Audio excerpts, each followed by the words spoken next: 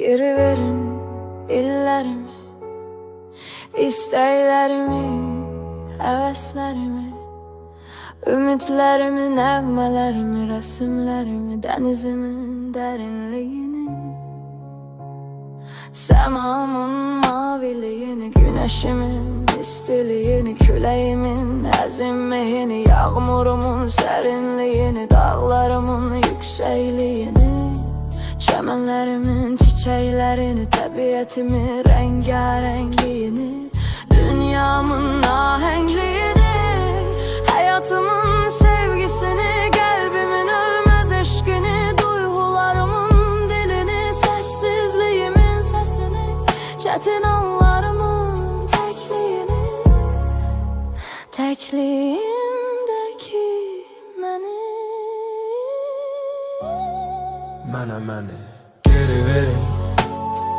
mən mənim olanı istərəm, huzurla açılan sabahlarımı istərəm, gecənin qaranlığına yayılan ümid işığımı istərəm, ömrümə yazılan nəğmələrin bəstəsini istərəm, sevinci ilə içimi isidən xəyallarımı istərəm, duyğularımın anlamsızlığındakı mən anı, sezə bilmədiyiniz həssaslığımı,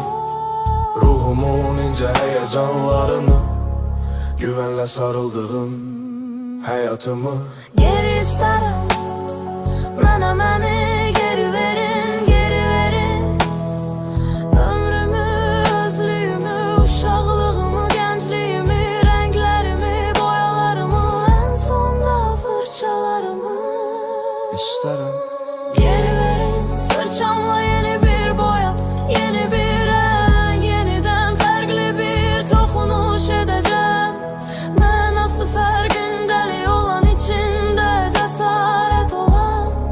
dərinliyində kəşf olan, mayasında sevgi olan, güvən olan, yaşam olan, anlamlı olan, həyat olsun, dünya olsun, kainat olsun, həyatı anlayaraq cəsarətlə yaşamaq olsun. O zaman Mənə məni